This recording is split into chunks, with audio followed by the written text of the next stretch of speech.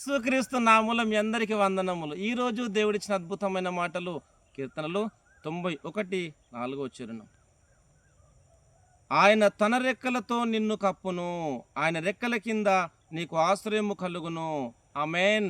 క్రీస్తునందు ప్రేమైన సహోదరి సహోదరులకు ఈరోజు దేవుడిచ్చిన అద్భుతమైన మాటలు బట్టి మనం దేవుని స్తుతించాలి.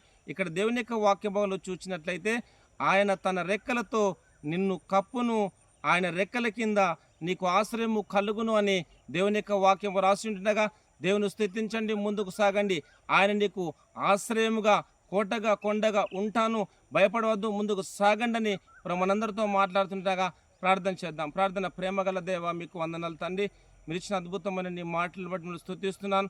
దేవ, నేను ఆశ్రయంగా ఉంటానన్నావు తండ్రి, మీకు వందనాలు. ఈ ప్రోగ్రాం చూస్తూ ముందుకు సాగుతున్న ప్రతి ఒక్క కుటుంబానికి ఆశ్రయముగా, దుర్గముగా, కోటగా, కొండగా నడిపించుమని, నీ కృప తోడు ఉంచుమని యేసుక్రీస్తు నామములో ప్రార్థిస్తున్నాను తండ్రి.